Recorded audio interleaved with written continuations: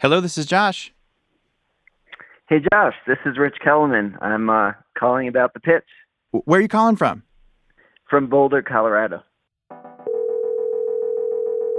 You have reached the pitch hotline. Hey, I'm Quinn Ballard from Nashville. Hi, Josh. My name is Rhiannon Payne. I'm so glad you answered. Wow, right on. Where are you calling from? I'm calling from San Francisco. This is Sean McCarty. What's up, Sean? My name is Andrew, Where are you calling from? Toronto, Ontario, Canada. Ooh, Canada, eh? A few weeks ago, we opened up the phone lines and invited listeners to call in and pitch their business. And a ton of you took us up on it, over 200. It was really fun to hear all your creative business ideas. You pick the hairstyle you want on the phone, and it's like a marketplace. So it's like Uber for haircuts. That's correct. By harnessing the power of plasma, PP&G can superheat and reform garbage into a renewable source of industrial chemicals, fuels, metals, and aggregate materials. Cool. And people really want this product in a can. They're begging for it. Oh, so it's kind of like beer pong without the beer. Yeah. From Gimlet, this is The Pitch. I'm Josh Muccio.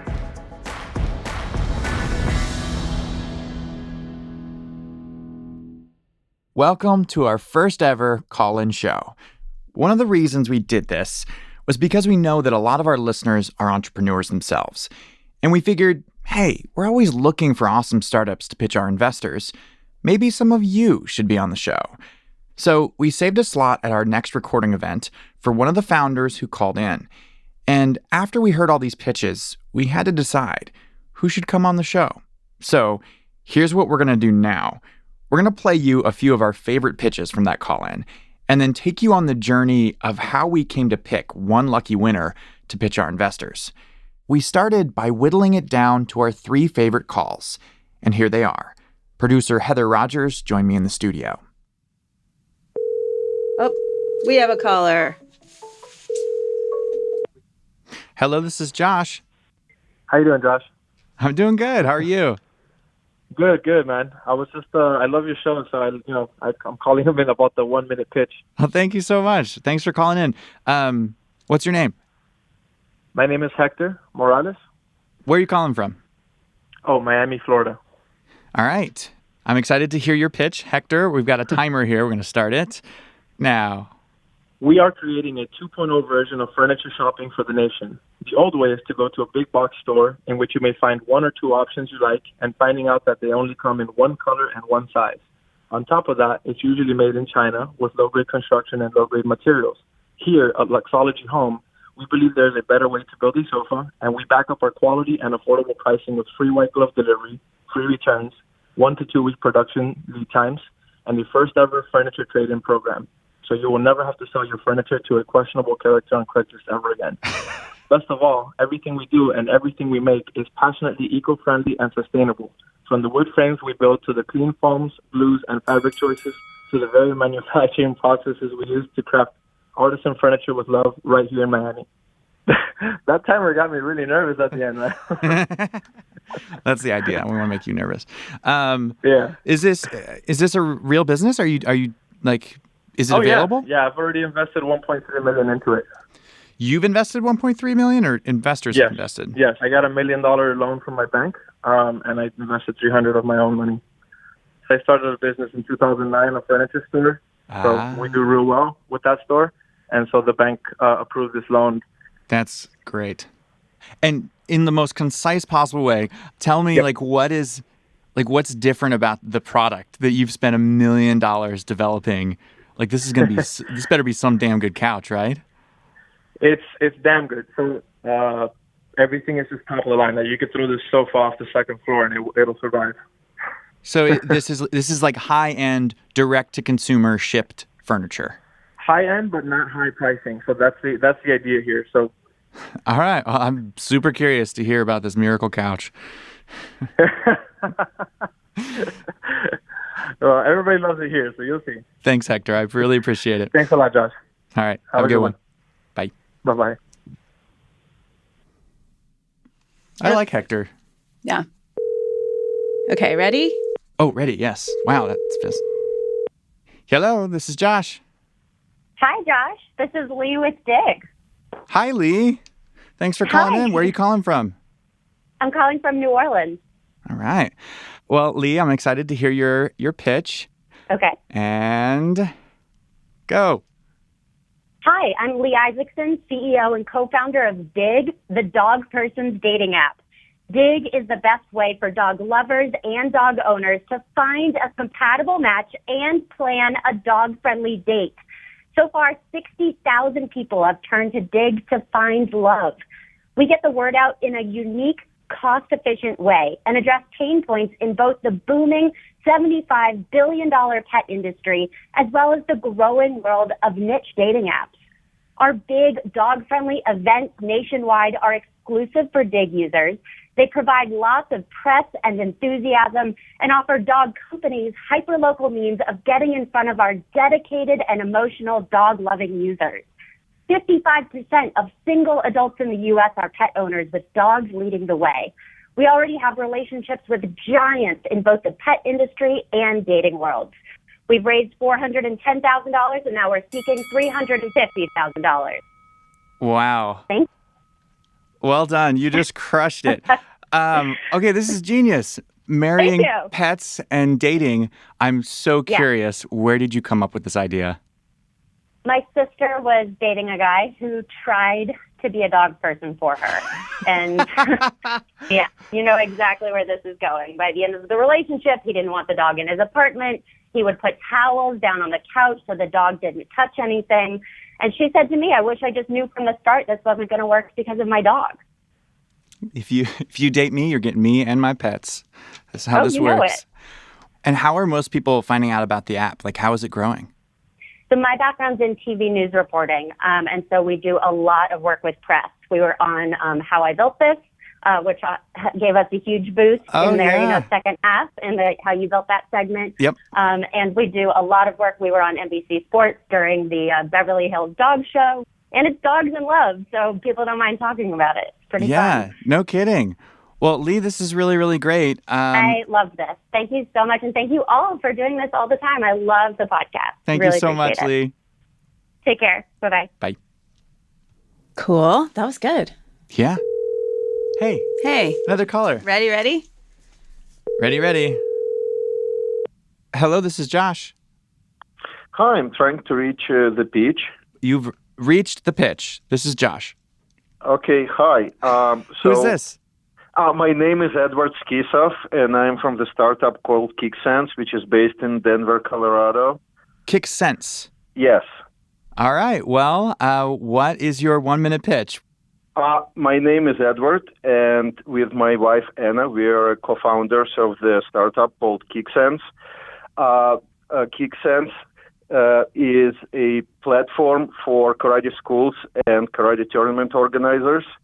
KickSense makes training interesting when it compares students' movement to sensei's movement right then and there on the screen. And for karate tournament organizers who want their tournaments to run smoothly and without tears, KickSense has automated competition scoring system that needs just one judge per ring instead of 5 that are needed today. Okay, so it's like that. You have sensors, and people are competing in the class, and you've got a bunch of metrics. There's like a board where people can see how they're competing in the class, see how they compare to the instructor. Right. All right. So you've got a sensei on your website. It's a karate consultant on the website. Right. Can you tell me about him? That's my son. He is working on his black belt. He is brown belt currently working on his black belt. Okay. So your son is your first user? Yes. He came up with the idea, so he's on a patent application also. And then we worked together on the putting together the hardware parts and so forth. That's great. When did your son come up with this idea? Well, the original moment was probably when he yet again lost a bout with another boy because the judgment was so bad. The scoring is just horrible in karate. So this gets rid of the referee, whatever the equivalent of a referee is in karate. Exactly. It automates the scoring system, and with karate going into Olympics in 2020, they're going to fail miserably. They don't know it yet. If AI could replace refs, I think the world would be a better place. Right. A less angrier place. Thanks again for calling in. Thank you, Josh. Thank you very much. Of course. Have a good one. Okay. Bye. You too. Bye.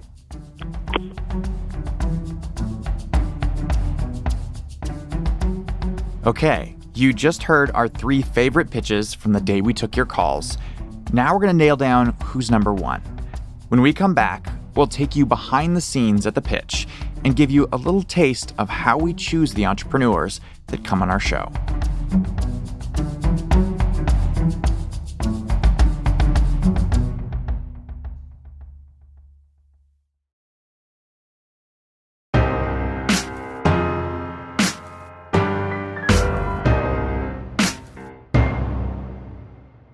Welcome back to the show.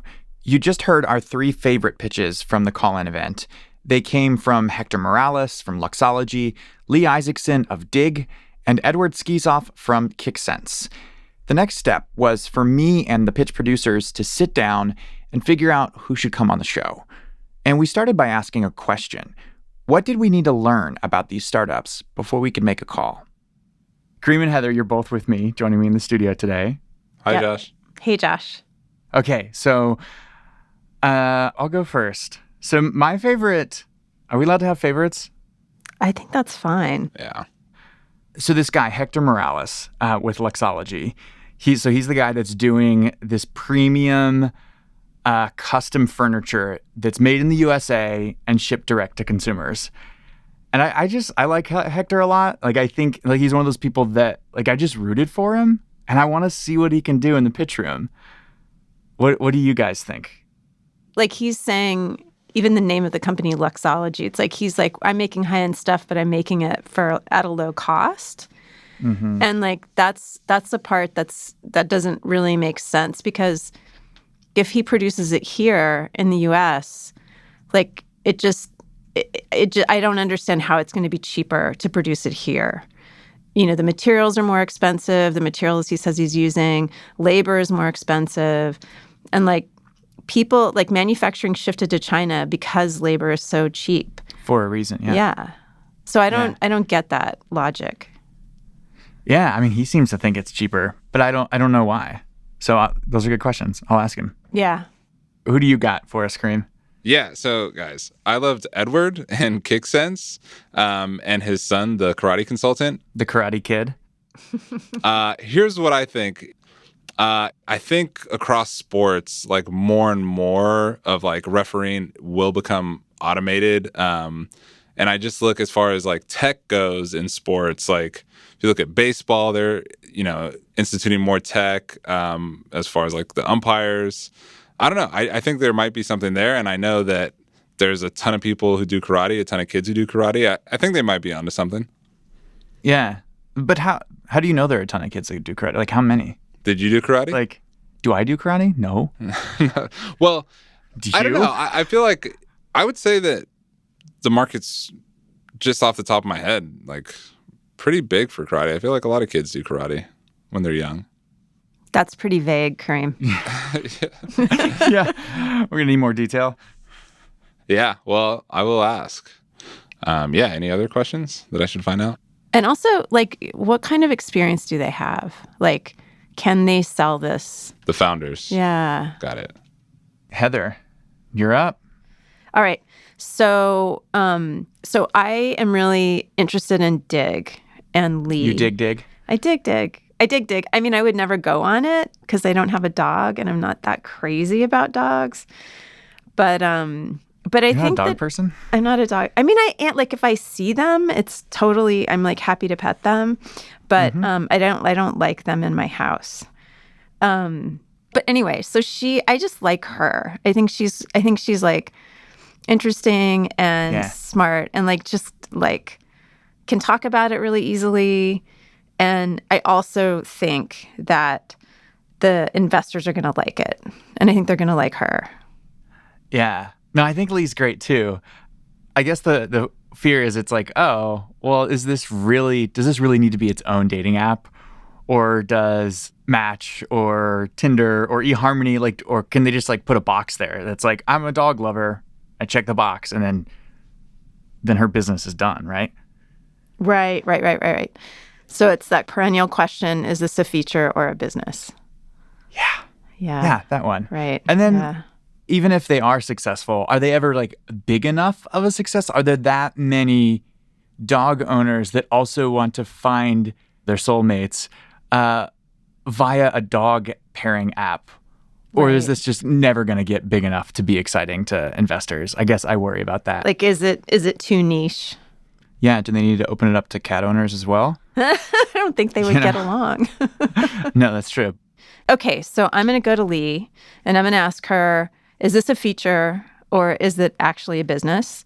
And I'm going to ask her, what is the market? How many people want to find true love through a dog app, a dog dating app? Those are my main questions, right? Yeah, those are the questions. Great. All right, so here's what we'll do. Heather, you're going to call Lee. Kareem, you're going to talk to the KickSense founders. And then I'll go talk to Hector Morales with Luxology. Then we're going to get some answers, and we'll come back. Great. I got it. And then we'll pick our winners. After the break, we talk to the founders and find out who's got the right stuff.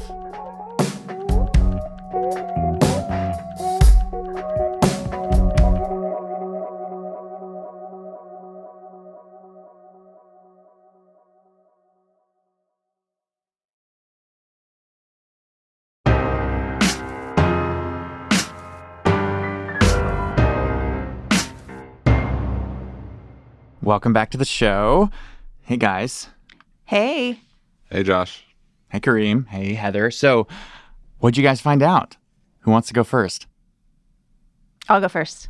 All right. So I talked to Lee from Dig, and our questions were basically is this a feature or a business? And how many people are really going to use this thing? Yeah. Did she have good answers? Yeah, she did, actually. She was talking about how there is this huge market for these niche dating apps. So here's what Lee said. So if you look at Match Corporation, for example, they own 49 different dating apps. And so in terms of exit possibilities, places like Match Group, the Meet Group is another one. There are these large corporations looking to not just incubate their own dating apps, but to go out and purchase other dating apps. It's very much a part of the world right now in dating apps is the growth of niche dating apps. You can find ones that focus on religion. You can find ones that focus on people who have a beard. And it sounds silly, but people in this world know that there's so many, and they all are able to share kind of users because people aren't picking one or another. So our whole argument is yeah, it's really fragmented, but that's okay because there's one big company that's buying up all the fragmented ones, and they make a bigger pie, and that's just what they do. And so we're going to sell to them. Yeah, well, the idea is hopefully to sell to them. It's just she sees that there's room for lots of pieces in the pie. Okay. But so she's also getting ad revenue from dog food companies and dog walking companies to advertise on her app. And spending on dog stuff is through the roof. So she's got these two pretty solid foundations. She's two businesses in one. Yeah. She's both a dating app and a social media app in a way for dog lovers. Yeah. Yeah, exactly. Huh. Yeah. And she told me on whether it's a feature or a business. So the rise of niche dating apps has made this pretty commonplace among the dating app world. You've got your average dating app user using 3 or 4 dating apps at a time. People are used to kind of having their main dating apps that they could swipe all day if they want to, and then dating apps that really cut to the chase in addition, kind of in their repertoire on their phone. And so people are paying across the board for either the niche ones or the large ones. So she was totally unconcerned about Bumble turning on a switch and wiping her off the map. So do you buy it? Like, do you buy her argument? I do. I mean, I can see how investors would like it. I mean, I do. I think she just has like really solid answers to things, and she's very, she didn't get ruffled, and I feel like the investors really like that. What do you think, Kareem? Do you find it convincing, her answers?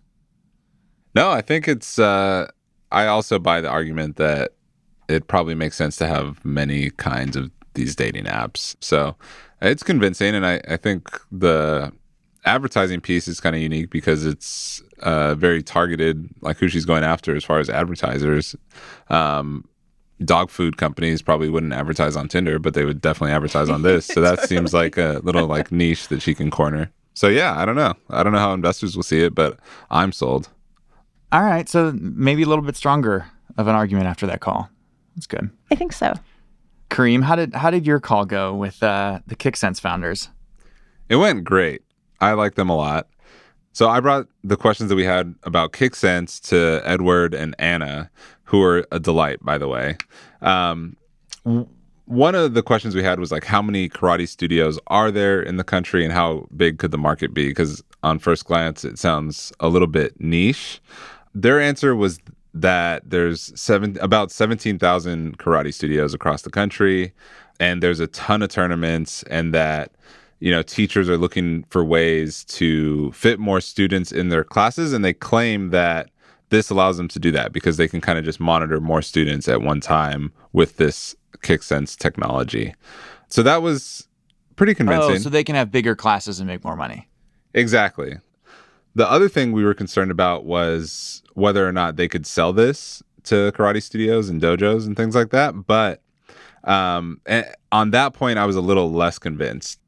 To a degree, the sport of karate is very hierarchical, meaning that every sensei traces its lineage to some other sensei who traces its lineage to some other sensei and so forth. So even though there is 17,000 dojos out there, they are all connected to each other. Because of this kind of connectedness, there is a bit of network effect where we are planning to create virality, where we sell this to one dojo, and then, the senseis of the dojo talk to other senseis at the tournament, and they say, this is what we're doing now, and then those senseis can talk to, other senseis and so forth. Which, in fact, confirmed that it sounds like it's a lot of work and a very, manual process. But they had a plan for it, which was promising, but the plan seemed hard. Yeah. Do they have a background in that, either of them, in sales? Edward has a background in computer science, and Anna has started a couple businesses before herself. She says they were lifestyle businesses, but it didn't seem like they had any direct sales experience. Their karate consultant also didn't have much business experience himself. He was also 13 years old. So okay. I think at the end of the day, I did like them a lot, and I think they could be cool to see pitched to our investors. All right. And so, okay, Josh, how about you? You had some marching orders too. So I spoke with Hector, and so I asked him about this manufacturing side of things, right? Like, how is he able to manufacture in the U.S. and compete with couches made in China? And what he said was that it's, in short, all about the middlemen. There's a lot of middlemen. It really comes down to about 6 steps, roughly. Six steps. Before it gets to the consumer. So here, you take all those steps out, and now you're talking about factory. And consumer. each step is adding how much in cost? It usually doubles in cost every time. So so do the math for me. So how much is a $2,000 couch from China? What is the original cost of that couch before it leaves China? It's about $200. So it's a 10x increase in cost? Yes, easy. So the $200 couch, if you were to buy it in China and go pick it up, by the time it hits the US, it costs 10 times that. It's a $2,000 couch. So he's able to make a couch for $500 or $600, ship it direct to the consumer, and they're able to get that same couch for $1,500, $500 less, and a much better couch. So it sounds like what he is doing is he's not going after the people who are buying the cheap couch. He's going after people who want a higher end couch, but at a lower price point. Precisely. Got it. Okay. So how does he plan on like ramping up and scaling in the US? So I asked him about this, and specifically I was like, hey, like investors aren't going to want to. They aren't going to want to take on that additional risk of like trusting that you know how to launch and scale a manufacturing company. And he said, he's like, my superpower, Josh, is I know how to hire all the best people. Well, one of my superpowers is finding the right people. So that's what I've always been really good at. I know how to grill a person the right way and ask them the right questions to figure out if they really know what they're talking about. Because people like to say they know what they're talking about until you put them to the fire, and then they don't really know. So I'm very picky about who's on the team. Everybody brings always a positive energy and a lot of experience to the table. Otherwise, they're not getting hired.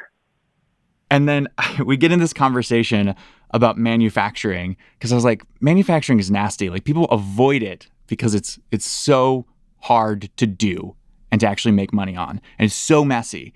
And he's like, manufacturing is like what I love above all else. Like that's my favorite thing in life. Like I think it's the most beautiful thing ever. Yeah. I love manufacturing. That has to put you in rare company. No matter what I do for the rest of my life, I'm going to be in manufacturing. And then I accidentally later said, I was like, oh, so you like manufacturing. That's cool and all, but that's not going to fly with the investors. He's like, no, I love manufacturing. I'm still skeptical. I am so convinced. This guy's awesome. Kareem's making a funny face. Yeah. The business, as you've described it, is unconvincing for me at this point in time. Heather, what do you think? I mean, I think that I like KickSense in the sense of like Edward and Anna sound interesting to me, but I'm not totally convinced that it's a business that's going to fly. And Hector, he has very special superpowers, but I'm also not convinced. I'm less convinced that his business is going to work out. You're even less convinced? I'm even less convinced about Hector's I've done a horrible business plan. job. I'm sorry. Hector, I'm so sorry. I tried my very best. I do believe he has superpowers. But I think Lee has the best business for the show and for our investors. That's where I stand. So you think she's the most likely of the three to get investment? I think Lee is the most likely of the three to get investment. I think she's going to do really well in the pitch room. And I think that like her business is just like really well suited to venture capital. Because venture capital loves dogs and dating. They love dogs and date, and it's like something I can see selling for a lot of money, and that's what they love. Yeah. I mean, another thing venture capital loves is recurring revenue, and I think that's going to be tough to get out of Luxology and Hector's company. So that's probably my least favorite of the three. Get out of here. You can't compare apples to oranges here. It's a completely different category. It's a consumer startup. You can't compare that versus an enterprise startup. That's true, but it's still, I don't know. I don't see our investors wanting to like wade into the like manufacturing waters. With Dig and Lee, my concern is more like what side of the dating app trend are we on at this point? Like dating apps were like huge like 5 years ago, and so like are we on the wrong side of this trend? Is it too late to swipe right on dating? Yeah, exactly. Good one. You do swipe right for yes, right? Or is it left for yes? I don't know. I think you're asking the wrong group of people. But some bad things would happen if I opened up this app. You'd end up being surrounded by dogs. The wrong dogs. The wrong dogs. And yeah, well, anyway. Yeah, jeez, let's not go there.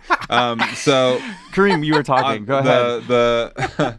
With the final company, KickSense, I have my concerns about it, but I think that, like, on the whole, if karate is like kind of antiquated and it's like ripe for disruption, then introducing tech into it could be good. So is that your pick? Is it That's KickSense? my pick. My pick is KickSense. Whoa. Are we all just defending our own companies? You think KickSense is more viable than Dig? Oh, yeah. After talking to them today, I was like, I wouldn't mind them on the show. But they have to convince the investors. Yeah, that's true. If they want investment. Yeah. I think that, Lee seems like a dynamic enough person and founder that she could really get the investors on board with what she's doing. And I think I could go for Dig. Mm-hmm. Dig it. All right. So I think we all are kind of leaning towards our own people. I won Kareem over. Are you kidding? Come on. Yeah. I don't know. I feel like he still kind of wants King Sex. That's the tricky thing, right? Like, we're always trying to find good founders that are both super entertaining and exciting and compelling, but also have a good chance of winning over the room. And that's a lot to ask. Yeah, our jobs are hard. Give us a break. Their jobs are harder, is what I'm saying. Oh, yeah. We went around in circles for a little longer, but eventually we came to a decision. It sounds like we have our winner. Right on. Yeah, I think we do. All right, I'll give them a call.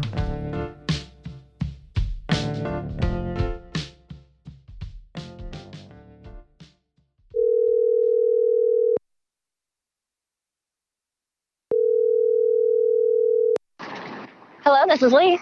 Hi, Lee. How's it going? Great. How are you? I'm doing well. Are you driving? Oh, actually, I just landed in LA and they lost my bag, which is fine. Oh. It's okay. It's just filled with dog treats and bandanas to give out to our brand ambassadors out here. But we are okay because we just made it to the beach. Everything's A-okay now. Yeah. Oh, I hate that. That's the worst, though. So guess what? What? You're coming on the show. That is so great. That is so great. You're our favorite. Oh, my gosh. Thank you. How do you feel? I feel great. That's super exciting. I love you guys so much. I just never thought it would be mutual. I thought it would be this creepy one-way, relationship. But I really appreciate it. We matched. That's so cool. We matched. We swiped right. Yes. So yeah, we want to see what you can do in the pitch room. I can kill it. I promise you. I'm going to do it. Oh, yeah? Yeah, totally. Thank you so much. I'm so looking forward to this. This is going to be amazing, and I will live up to all the pizzazz and spunk that you are thinking of me as, I promise. Thanks, Lee. Yeah, thank you. Have Take a good care. one. Bye. Bye.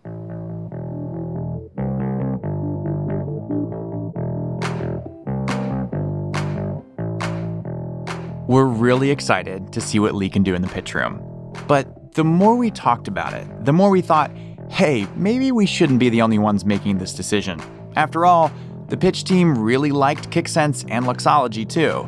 So we figured, why not open up another slot on the show and give you all the chance to weigh in? That's right.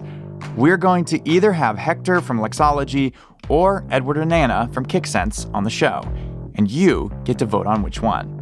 So, whatever you're doing, stop doing it and go vote for who you want to send to pitch our investors. You can go vote by going to thepitch.show/vote. We'll keep the poll open for 1 week, so be sure to vote by June 26th.